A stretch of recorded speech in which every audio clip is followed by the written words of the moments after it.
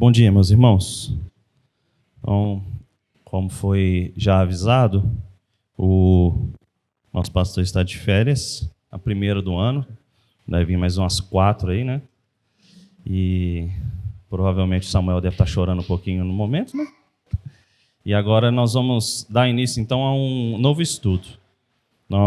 Foi até avisado já em outros domingos, nós vamos até mais ou menos metade aí do segundo trimestre, a gente vai estudar os 5 pontos do calvinismo e depois nós vamos estudar sobre a pessoa de Deus, os atributos de Deus. Aí vai ser um outro estudo. Então esse primeiro vai ser os 5 pontos do calvinismo. Como já está ali no slide, eu não vou nem poder fugir muito não, mas vou tentar formular uma pergunta aqui. Quem aqui sabe os 5 pontos do calvinismo de cor? Quem sabe, levanta a mão. Quem sabe? Joel sabe. Quem mais? O Ilquias sabe. André. Alguém mais? O pastor Saulo. Se não souber, chibatada, né?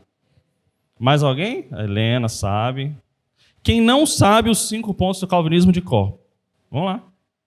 A Thalita, os 2 irmãos. Mais alguém? Nayara. E aí tem gente que... A Letícia... E tem gente que ainda está em processo de acordar. Muito bem. Entendi. É só relembrar, né? Se falar metade da frase, vocês completam. Beleza. Então tem gente que sabe os 5 pontos de cor e tem gente que não sabe, né? Vamos lá. Vou fazer uma pergunta, aí é uma retórica, tá? Você pensa com Deus aí, consigo mesmo, a sua resposta particular. O que te fez vir à igreja hoje? Um tempo mais nublado, mais friozinho, uma cama fofinha, quentinha, para quem não tem filho acordando, berrando na orelha. O que te fez sair, às vezes, da sua zona de conforto, ou do cansaço, ou da própria preguiça, e vir para a igreja hoje? Você consegue responder? Alguém quer arriscar aí? Pode falar. Tem que acordar às 12h30 agora. Mais alguém? Alegria, como disseram, vamos à casa do Senhor. Uhum. Muito bem, Joel. Mais alguém? Uhum. Pronto, agora chegou nos finalmente.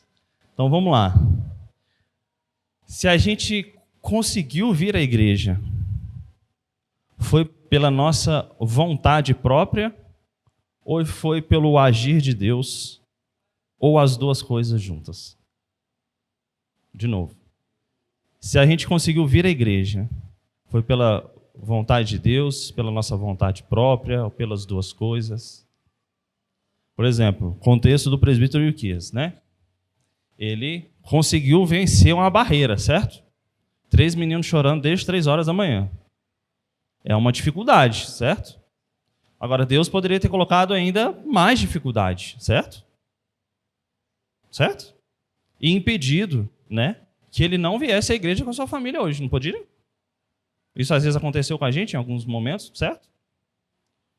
O Joel falou que a gente tem que vir com a igreja com o quê? Com alegria. Como o Salmo diz, alegrei-me, como disseram, vamos à casa do Senhor. Nós temos alegria por nós mesmos, pelo nosso próprio ser? Quem nos dá a alegria? Ou melhor, em quem nós temos alegria? Em Deus.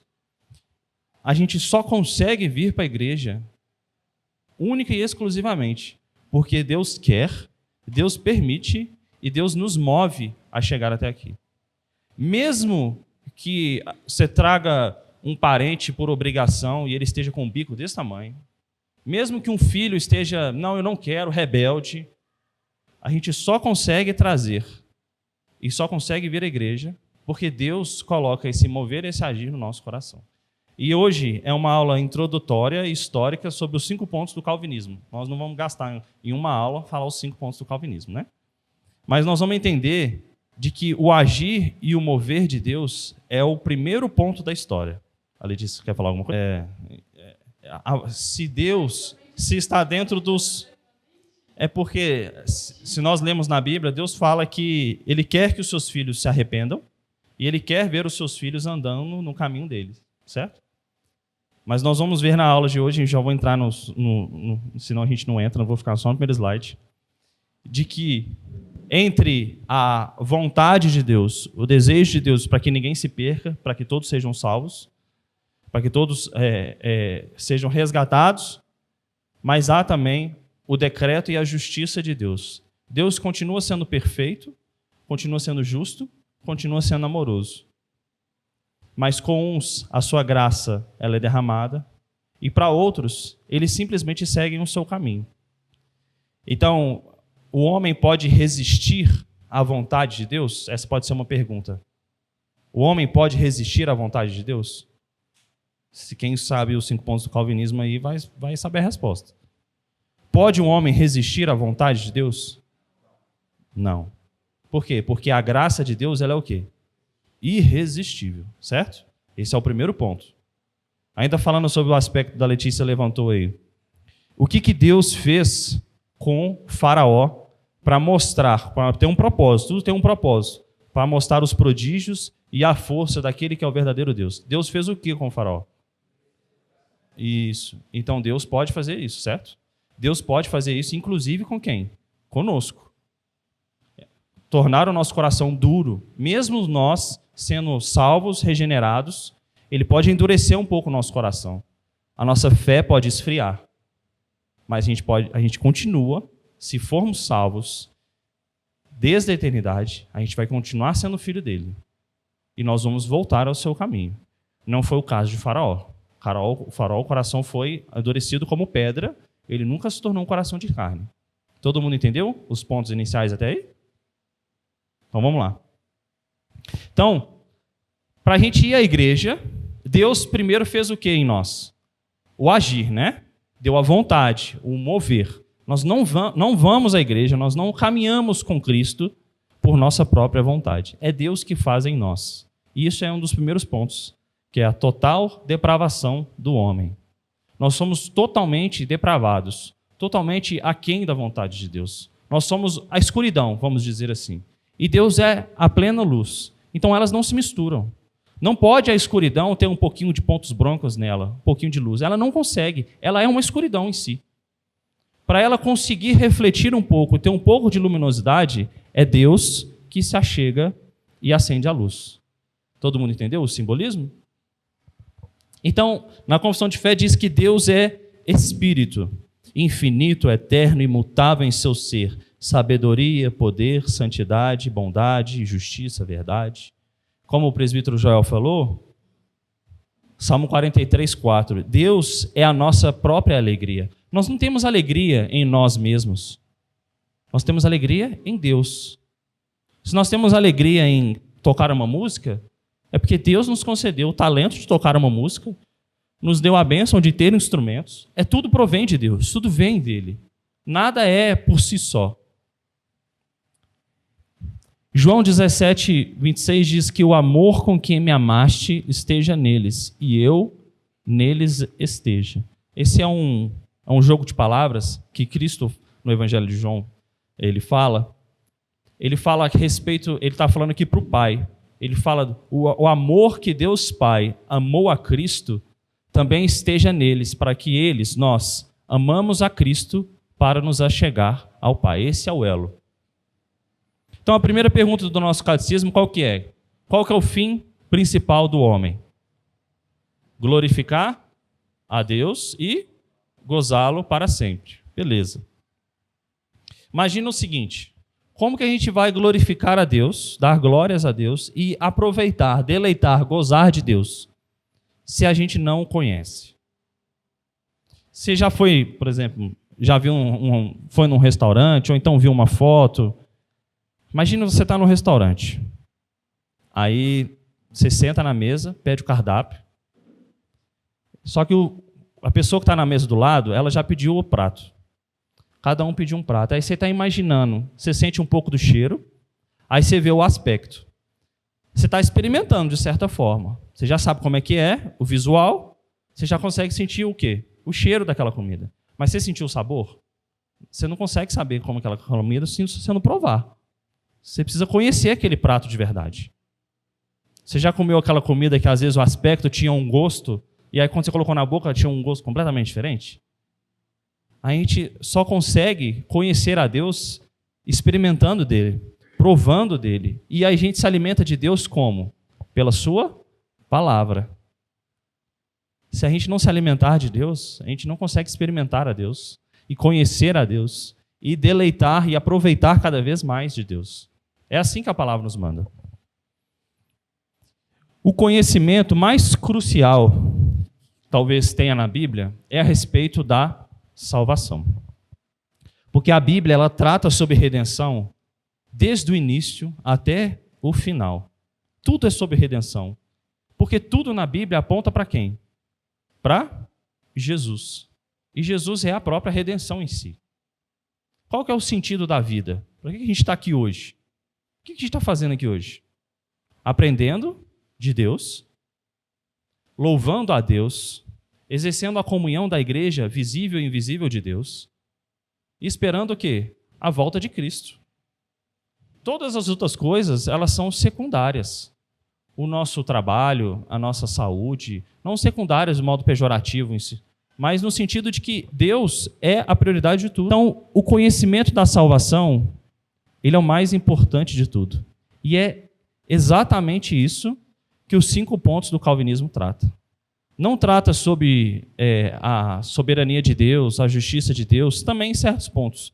Mas o principal dos 5 pontos do calvinismo é sobre salvação. Como que eu sou salvo?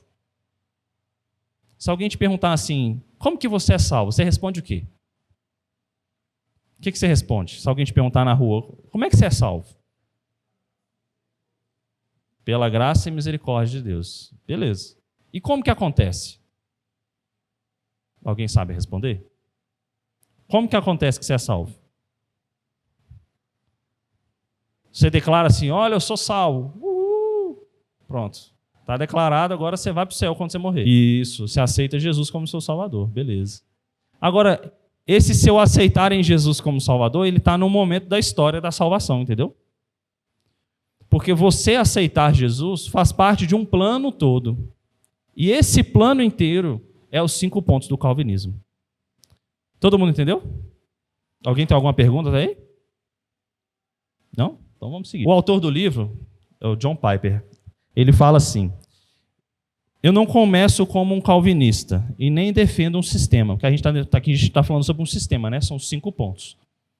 Eu começo como um cristão que lê a Bíblia e deseja colocá-la acima de qualquer sistema e pensamento. Então, às vezes as pessoas me perguntam, você é o quê? Eu falo, eu sou um cristão. Porque você é o quê? Você é um calvinista? Não, eu sou um cristão. A minha doutrina ela é calvinista. Se a pessoa quiser afunilar mais a conversa, eu posso ser mais específico com ela, mas eu gosto de falar que eu sou um cristão. Eu sou de Cristo, eu sou de Jesus. Você é católico, você é evangélico? Aí eu entro nos pormenores. E se a pessoa quiser conversar, debater sobre o assunto, de forma proveitosa, aí é até interessante. Mas, acima de tudo, nós somos o quê? Cristãos. Como os primeiros foram chamados lá em Atos dos Apóstolos. Nós somos calvinistas? Nós entendemos a doutrina de Calvino? Sim, a nossa igreja professa a doutrina calvinista.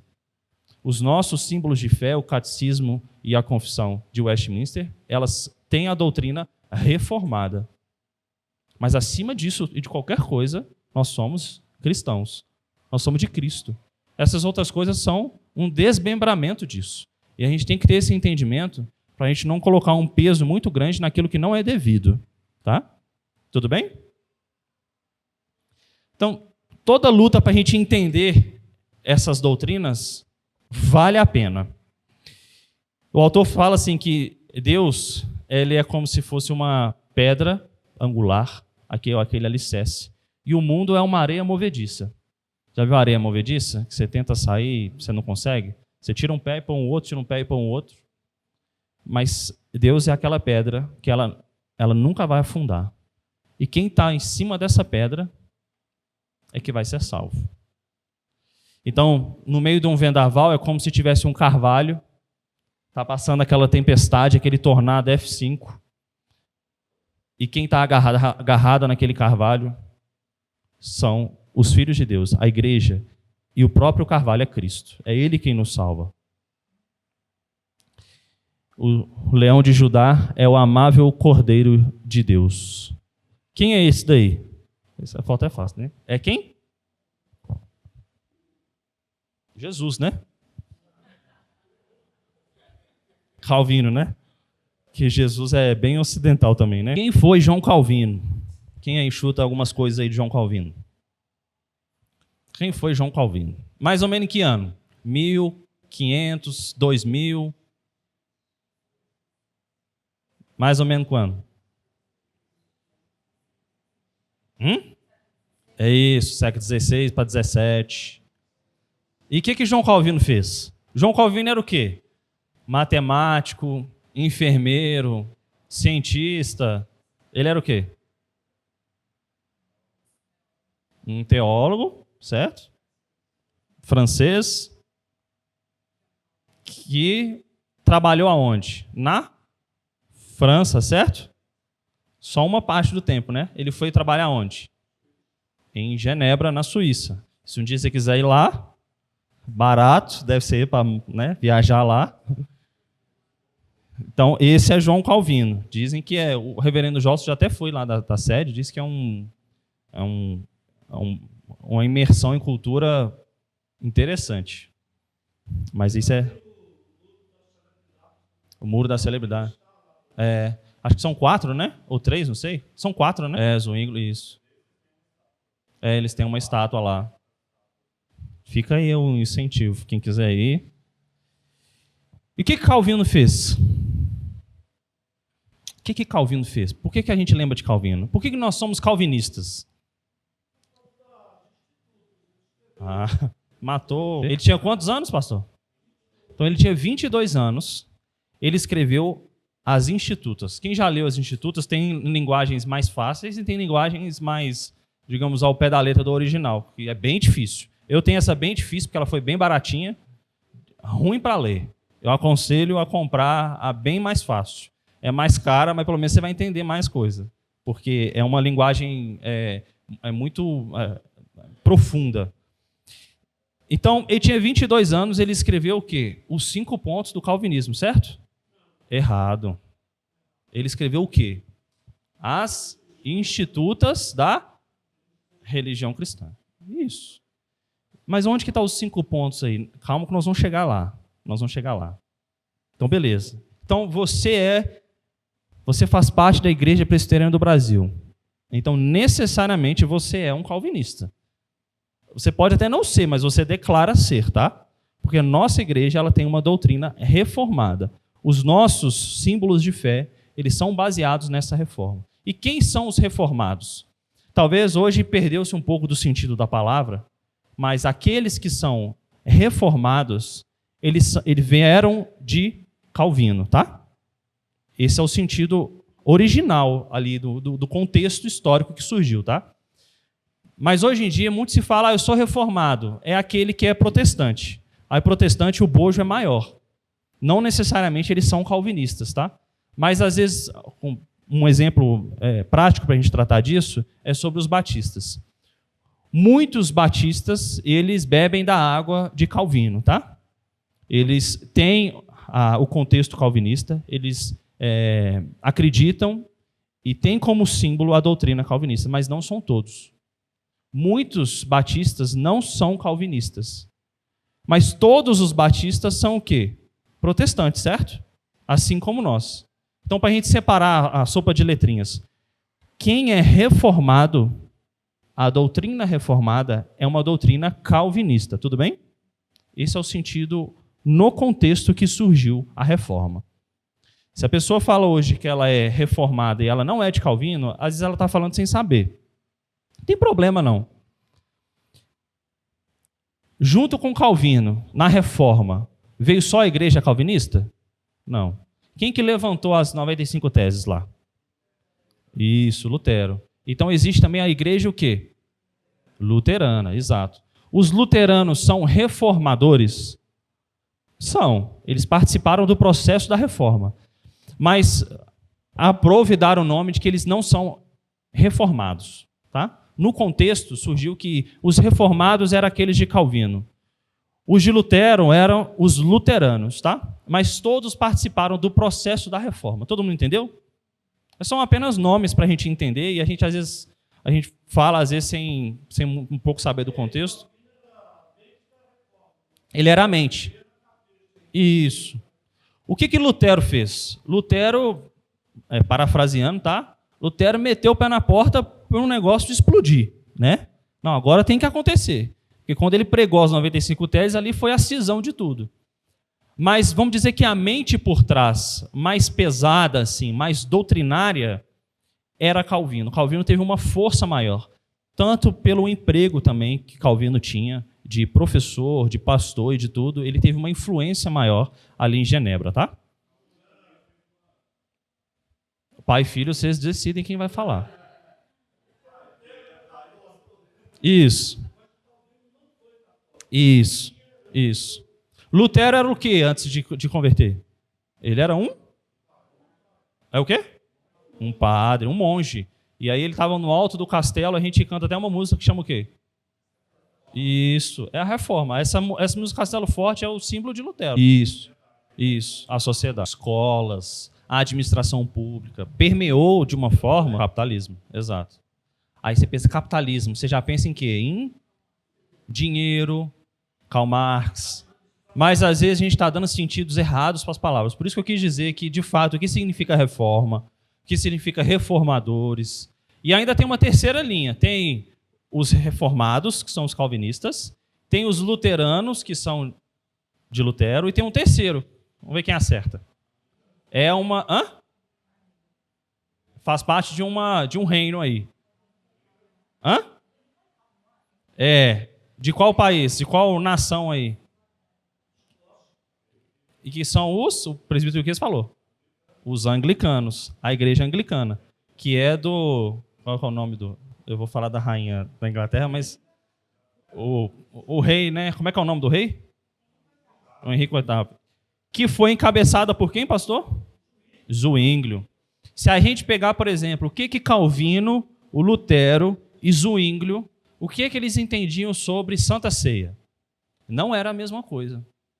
Todos entendiam de que a forma como a Igreja Católica Romana estava fazendo não era aquilo que as Escrituras preconizavam. Todos entendiam isso.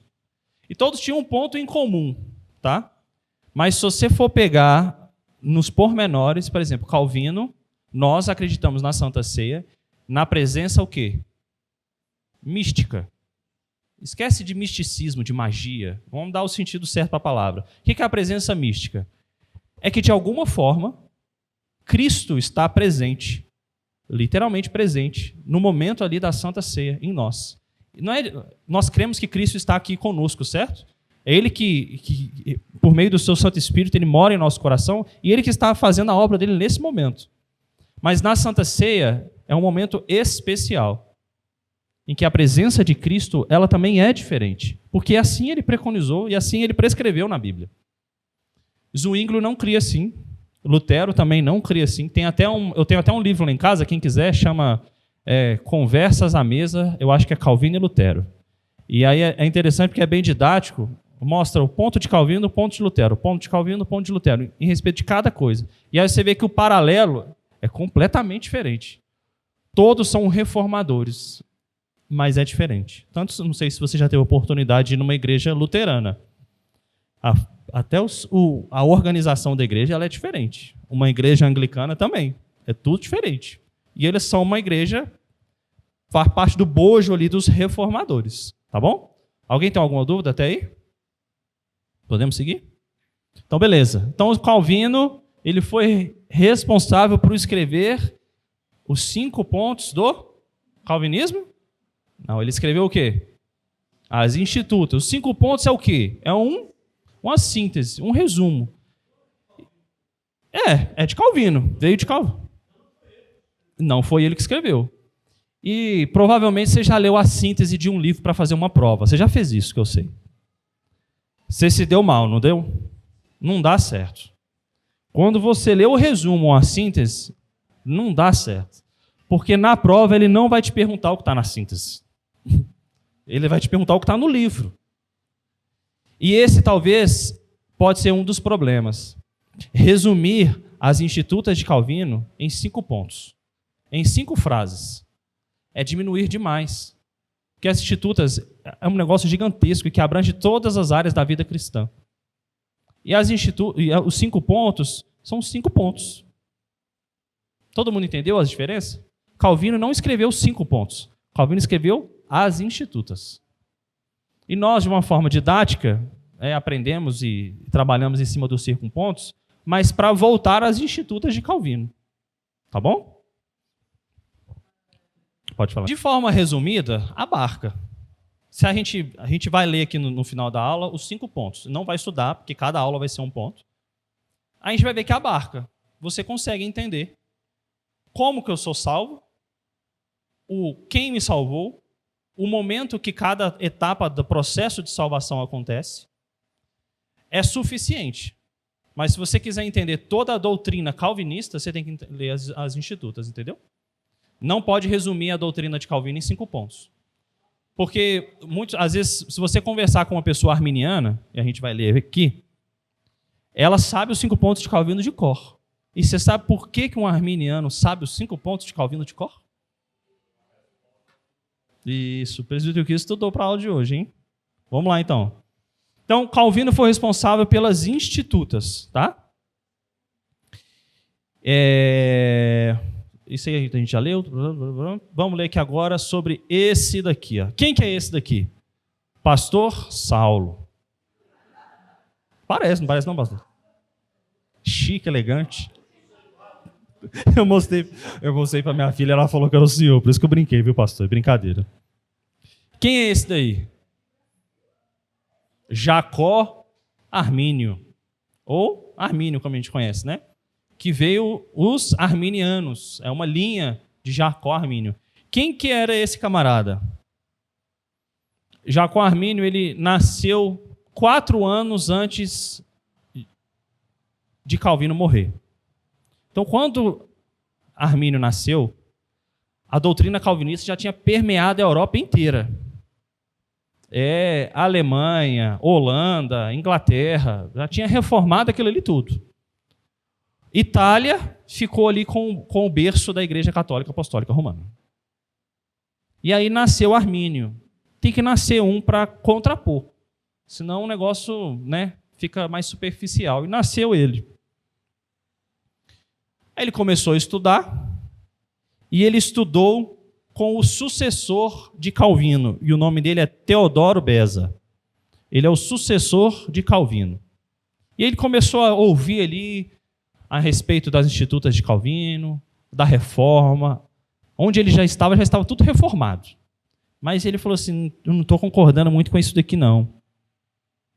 E aí, 20 anos antes dele nascer, começou a aparecer algumas perguntas. E aí, alguns anos depois, ele começou a estudar o capítulo 9 de Romanos. Primeiro ele estudou o 7, e depois ele estudou o 9. Abre lá no capítulo 9. Foi o texto que a gente leu lá no início. A gente quase leu o texto todo. Do 6 até o 13, está aí uma clara escolha de Deus. O que está escrito aí? Romanos 9, de 6 a 13. Aqui está escrito que nem todos, verso 7, nem todos, por serem descendentes de Abraão, eles são salvos. Mas em Isaque será chamada a tua descendência. O que Deus fez? Deus escolheu um, certo? Deus escolheu a sua descendência. Não foram todos os filhos de Abraão. Aqui há uma escolha, certo? E quem está falando que em Isaque será chamada a tua descendência? Quem chama? Quem sabe quem são os descendentes? Deus, certo? No verso 9, há a respeito de Sara. Aí o quê? Uma intervenção de Deus, certo? O que Deus fez com Sara? Tornou-a fértil, certo? Porque Deus quis. Vamos continuar. Verso 13. Quem que era o primogênito? Jacó ou Esaú? Esaú. Os dois eram o quê? Isso, igual Mateus e Marcos, certo? Um era ruivo e o outro não. Um nasceu primeiro, então era o primogênito, viria a descendência sobre o primeiro e não viria sobre os outros, o primeiro era Esaú. Mas o que Deus quis? Deus quis o quê? Jacó. Mas por que Deus quis? Quando você for para o céu, você pergunta diretamente para Jesus. Deus quis, isso está dentro do plano de Deus. Vamos continuar. Verso 14. Então, Deus rejeitou Esaú e amou a Jacó. Que diremos então? A injustiça da parte de Deus? Eu estou lendo que a Bíblia está escrito na Bíblia. A injustiça então da parte de Deus? Qual que é a resposta? De modo nenhum. Segue o 15. Porque ele diz a Moisés: terei misericórdia de quem me aprouver ter misericórdia, e compadecer-me-ei de quem me aprouver ter-me compaixão. Aí esse versículo foi o problema. Porque olha só, Deus vai ter misericórdia de quem me aprouver ter misericórdia. O que você entendeu desse texto? Porque esse versículo aí foi o problema de Armínio. Hã? Ele entende só o que é. O que você entendeu disso aqui? Olha, Deus vai ter misericórdia e ele vai se compadecer daquele quem me aprouver ter compaixão. Hã? De quem ele quer. Bem calvinista essa aí. Isso. Mas se Deus preteriu Esaú, ele é injusto. Por que não? Porque se ele já estava morto. Exatamente. Agora, ele vai ter misericórdia de quem me aprouver ter misericórdia. E eu vou compadecer daquele que me aprouver ter compaixão. Ou seja, em outras palavras, é Deus falando: eu faço o que eu quero. Porque todos vocês estão mortos. Eu vou apenas trazer alguns para a vida. Esse sentido de que todos estão mortos é a total depravação do homem. Todos estão mortos, nasceram em pecado em Adão, todos. Mas Armínio não entendeu assim. Armínio entendeu de que Deus vai ter misericórdia, mas aqui ele não está falando de todos aqueles que são salvos. E a gente vai entender o contexto. Se a gente ler Romanos 9 até o final, a gente vai ver que existem um paralelo entre a igreja e aqueles que não são salvos. Até o final do texto. E a própria Bíblia responde que Deus não é injusto em fazer isso, porque há morte neles. Deus, na verdade, está dando um presente, é uma graça. É aquilo que a gente não merece. Então vamos seguir. O que Armínio fez? Estava o quê? A justificação e a salvação é pela fé, certo? Imagina, estava no auge disso, era o auge da reforma. Só se falava sobre isso, em qualquer ponto da cidade. A salvação é pela fé. Por quê? Porque a igreja foi durante muitos anos enganada. Perdeu-se no tempo. A igreja primitiva não era assim. Mas isso perdeu com o tempo. Então, a salvação pela fé era um marco assim. Você já nascia a criança, a salvação pela fé. Decora para mim. Então, Armínio ele tinha que ser esperto. Ele não podia bater de frente e falar que a salvação não era pela fé. Não, a salvação é pela fé. Mas ele concluiu que a salvação não é determinada unicamente pelo decreto de Deus. Ou seja, não depende unicamente de Deus falar: Joel, você é salvo. E ponto. O que você vai fazer da sua vida cristã é o agir de Deus dia a dia na sua vida. Mas você já é salvo. Isso é o que o Calvino defende, que nós acreditamos. Armínio falou: não é só assim. Porque tem a parte também da pessoa. Nós não somos uma marionete, um objeto. A pessoa também faz alguma coisa. Só que o agir dele, por isso que eu tratei no início da aula, a gente vem para a igreja por quê? Porque Deus nos move a estar aqui, certo? E Deus nos move, nos capacita e a gente vem. Só que nesse sentido, nós estamos abaixo de Deus, certo? No sentido de obediência, certo? No sentido de que Deus é o soberano na nossa vida. Armínio entende de uma forma igualitária, de que Deus coloca o decreto dele, mas o decreto dele já sabe de que a pessoa quer. A pessoa tem uma vontade própria. Entendeu o problema? A salvação é pela fé. Mas para essa pessoa ter fé no Salvador, ela quis ter, entendeu? Ela teve uma vontade dela. Nasceu dela aquilo. E isso é que a doutrina calvinista não concorda. Pois não. Isso a gente está perdido. Nesse sentido, é melhor a gente ser católico. Porque o católico você pode morrer em pecado. Você pode morrer em pecado. Porque a sua família, nos 7 dias depois, o que eles vão fazer? Eles vão fazer as suas rezas, as suas orações, e você vai sair do purgatório. Estou fazendo, né? É lógico que tem... É mais seguro, vamos dizer assim, ser católico do que ser arminiano. Porque você vai dormir o tempo inteiro pensando, eu não posso sonhar pecado, eu não posso acordar pecando, eu não posso dormir pecando, é meu pecado zero. Porque o salário do pecado é o quê? A morte. Se você pecar, você não vai para o céu? Você está vendo que tudo aquilo que depende do homem está perdido. Sim, exatamente. A prova de que você é salvo em Cristo é que você busca a santificação. Essa é a prova. Letícia, ia falar alguma coisa? Espera aí que eu já estou na ordem aqui, já sei. Pode falar. André? Podia ter sido você primeiro, hein, Keila? O camarada espera o pastor ir embora. Não, eu não sei o que Armínio pensa, tá?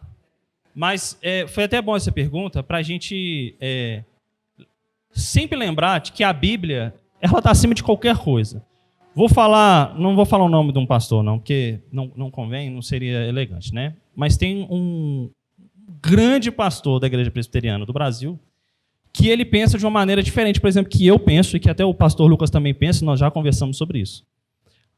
Há quem pensa, inclusive esse texto de Romanos 9, ele fala sobre isso. A criança nem fez o bem e nem fez o mal, mas Deus já sabe e já escolheu. Está aí em Romanos 9. Se você abrir sua Bíblia, você vai ver. A gente leu esse texto. Há uma linha da igreja, pessoas, isso não é doutrina, tá? Isso é uma coisa, vamos dizer, muito específica, não traz nada sobre o aspecto doutrinário da igreja. Há quem pensa de que a criança, quando ela não nasce, se ela não nasceu, e ela é filha de pai, mãe, pessoas que são salvas, necessariamente essa criança é salva. Tá? Esse é o primeiro ponto. Eu, particularmente, não penso assim. Tá? Por que eu não penso assim? Para mim, os decretos de Deus e a eleição de Deus, ela não abrange só quem está fora da barriga. Ela abrange tudo e todos. Inclusive uma criança anencéfala que está dentro do ventre da mãe. Se Deus quiser e tiver escolhido essa criança, ela vai para o céu. Mesmo a criança não tendo cérebro, ela vai para o céu, porque é Deus que faz a obra. Eu creio assim, mas há uma parte da igreja reformada, tá? Isso não é pregado em púlpito, porque isso é algo muito específico e a Bíblia ela não trata especificamente sobre esse assunto, tá? Mas há uma parte da igreja que crê que todos aqueles que estão dentro do ventre e não nasceram, são filhos de pais regenerados, essa criança necessariamente vai para o céu. Eu não tenho conforto em pensar assim, tá vendo? Se ela é pela graça, ela depende de Deus, entendeu? Entendeu? Isso. Esse é um pensamento da igreja. Eu não penso assim. Tá? Isso. Tem. Completa aí, André. Sim.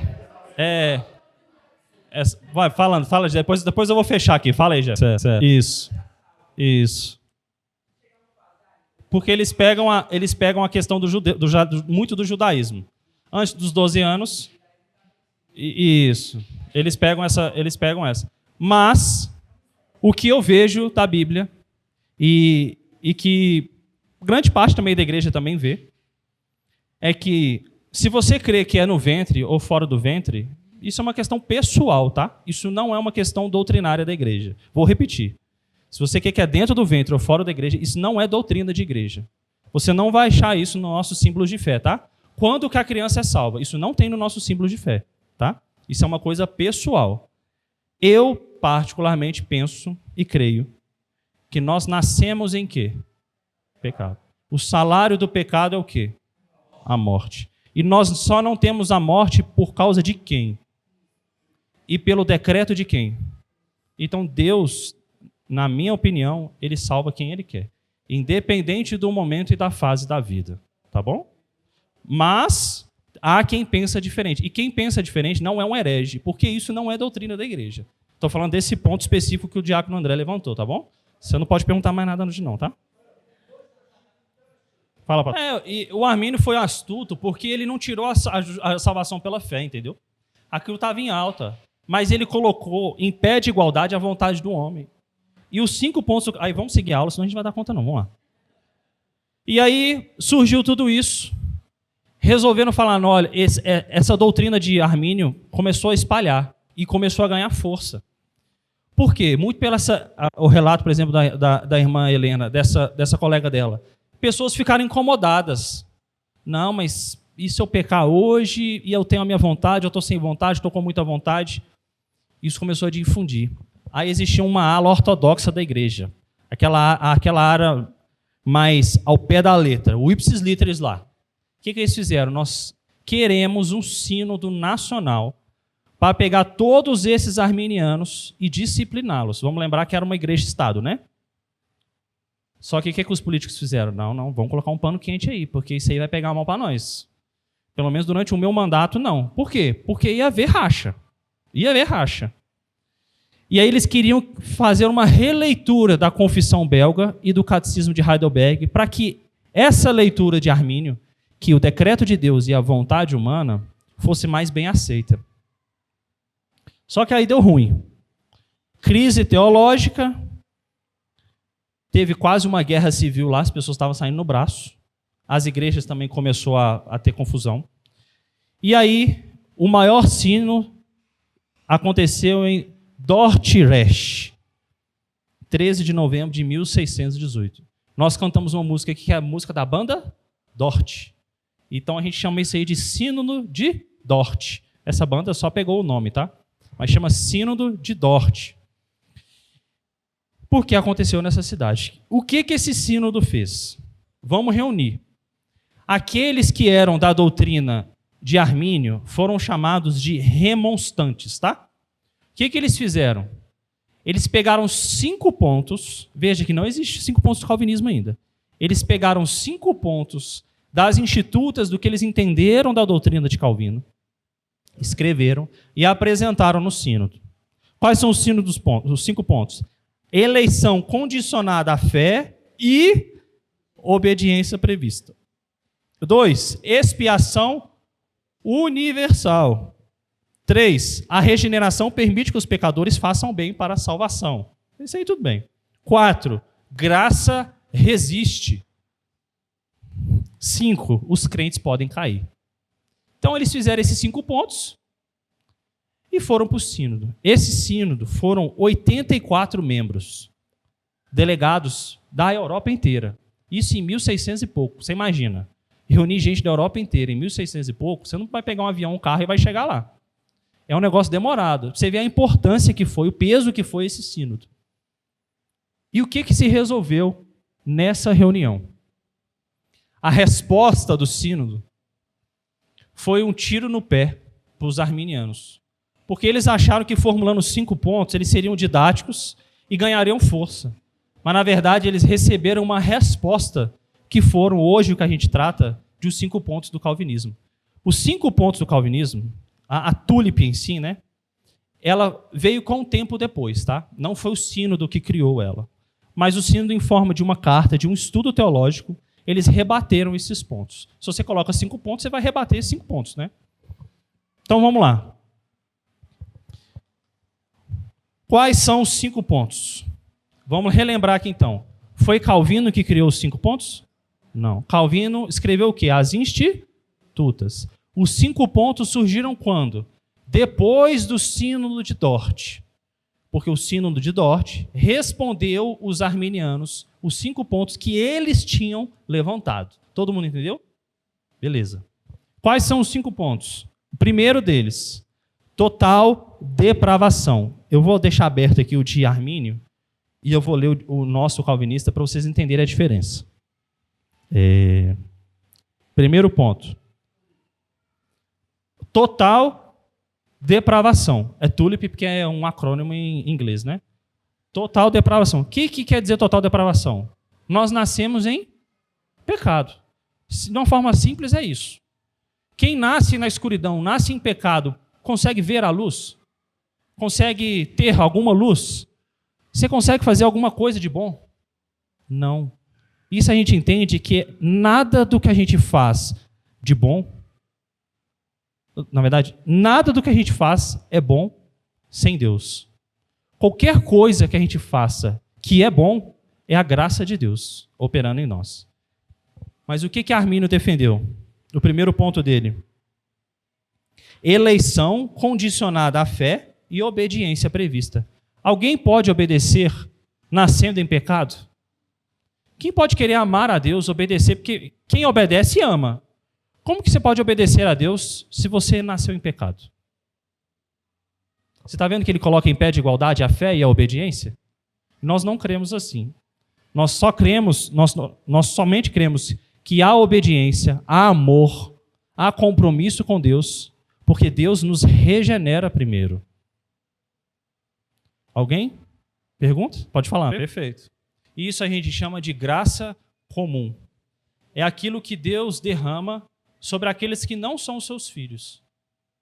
Por exemplo, um grande cientista desenvolveu a penicilina e salvou metade do planeta. Não sei se ele era cristão. Foi a graça comum que utilizou o infiel para abençoar os demais. É isso mesmo. Tá. Exato.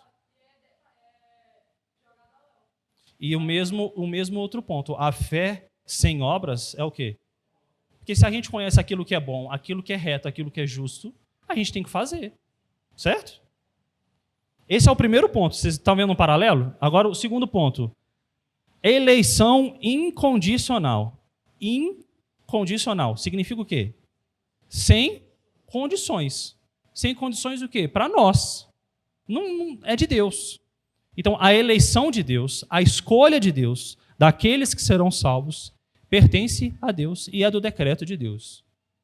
E eu vou até estender um pouco mais aqui. Eu creio que até na nossa... quando nós fomos ressuscitados, quando Cristo voltar e a gente for para o céu, eu ainda acho que isso não é de nós. Isso é de Deus. Isso está muito além. Está no plano de Deus. Não pertence a nós. A Bíblia não coloca isso para nós em momento nenhum. O tempo inteiro, quem vai abrir quem vai romper os 7 selos e ler todos os nomes que estão escritos lá em Apocalipse é quem? É Jesus. O nosso nome só está escrito. Mas o que Armínio diz no segundo ponto? Nós lemos que é uma eleição incondicional. Ele falou expiação universal. O que é uma expiação universal? O que é expiar os pecados? Lembra lá do Velho Testamento? É o quê? Pagar o preço, né? Eles creem que é o quê? É universal, é para todos. E aqueles que querem e têm vontade, pode se achegar. Está vendo o paralelo? Tudo. Você fica super importante, né? Um semicristo. É uma pena, né? Qual que é o terceiro? Eleição incondicional, expiação limitada. Nós temos o terceiro, que a expiação é o quê? Limitada. O que é expiação limitada? Cristo morreu, grava essa frase. Cristo morreu por causa de todos, mas não para todos. Certo? Cristo morreu por causa de todos. Por quê? Porque Cristo foi crucificado na cruz por causa do quê? Dos pecados. E todos pecaram, certo? Mas Cristo não morreu por todos. Cristo morreu na cruz para salvar apenas aqueles que Deus quis. Todo mundo entendeu? Cristo foi morto por todos, mas não morreu para todos. Tudo bem? Não é isso que Armínio cria. Quarto, graça irresistível. E ele fala que a graça ela é resistível. Se você quiser, você consegue resistir. Não sei se você, que fase da sua vida você converteu, se aceitou Jesus, se você nasceu num lar cristão, mas eu, particularmente, eu tinha horror a evangelho. Horror. Eu fui para a igreja, eu já falei isso várias vezes, eu fui para a igreja por 2 motivos. Jogar bola e namorar. Quando o primeiro dia que eu sentei na igreja, foi o quê? Foi a graça irresistível. Aquilo que eu tinha horror, ojeriza, para mim se tornou um deleite, uma maravilha. Por quê? Porque foi Deus que fez a obra. Isso. O sacrifício de Cristo, ele foi condicionado ao plano de Deus Pai. Cristo executou o plano de que Deus Pai já sabia. De nada valeria. Sim. Sim. Por isso que quando a gente lê a respeito do cálice da ira de Deus, é uma forma simbólica de representar que Cristo ele tomou num cálice toda a ira de Deus Pai, certo? Quando Cristo toma esse cálice, é a ira de Deus. A ira de Deus por causa de quê? Dos nossos pecados. Não é o pecado do mundo inteiro. Cristo, ele toma apenas os pecados daqueles que ele salvou, porque Cristo não morreu por todos, por causa de todos. Foi por todos, porque todos mataram a Cristo, mas na cruz ele morre para salvar aqueles que são regenerados. Todo mundo entendeu? Então o pecado daquele que não é crente, que não vai conhecer nunca a Deus, ele não está no cálice. Isso. Para sempre. Eternamente. Exatamente. Perfeito. Porque o sacrifício de Cristo na cruz cobre o quê? Multidão de pecados. E isso acaba até com a tormenta, por exemplo, que a Helena levantou. Não, mas eu pequei hoje. Não, mas o que eu fiz foi extremamente grave. Não, isso que eu fiz não tem remédio. Se você coloca qualquer atitude, qualquer pecado que você cometeu como se não tivesse salvação, você diminui Cristo. Você fala que Cristo, o sacrifício que ele fez na cruz, não foi suficiente. Você está se colocando superior ao próprio Deus. Porque Cristo, ele morreu na cruz, foi o próprio Deus crucificado. Não tem nada, absolutamente nada do que você faça aqui, que transgrida a lei de Deus, que seja maior do que esse sacrifício. Nada. E isso nos dá o quê? Conforto. Não é conforto de viver a vida do jeito que a gente quer, mas de conforto de que em Cristo nós temos o lavar, o regenerar de todo e qualquer pecado que a gente já cometeu, que a gente comete e que a gente vai cometer. Porque eu tenho certeza que todos aqui vão cometer pecado até a volta de Cristo. Por quê? Nós nascemos em pecado. Mas nós temos que buscar o que? A santidade. Vamos para o último ponto, para a gente... 10h26 já. Perseverança dos santos. Eu já vou abrir lá no final, porque acabou que a gente tratou... Abre aí para mim, Letícia, vê se você consegue. Se não, abre aqui. O que é a perseverança dos santos? Cremos que todos que são justificados vencerão a luta da fé. Deixa eu colocar aqui. Cremos que todos que são justificados vencerão a luta da fé. Eles perseverarão na fé e não se renderão ao inimigo de sua alma. Esta perseverança é a promessa da nova aliança, obtida pelo sangue de Cristo, operada em nós pelo próprio Deus, não para diminuir, mas para estimular e dar poder à nossa vigilância, para que digamos no final: combati o bom combate. Não eu, mas a graça de Deus comigo. A perseverança dos santos, em contraponto àquilo que Armínio falava, Armínio falou, o ponto dele era, ponto 5 de Armínio: os crentes podem cair. Aqui não é um tombo, aqui é cair para o inferno. Você pode falar que você é crente, você pode crer em Jesus, mas se você pecar e Cristo voltar na mesma hora ou você morrer, você vai para o inferno. E nós não cremos assim. Nós cremos que a obra de Cristo, ela é superabundante, ela é suficiente, e não há nada do que a gente faça em qualquer momento da nossa vida que tire a nossa salvação. Todo mundo entendeu? Algum ponto até aí?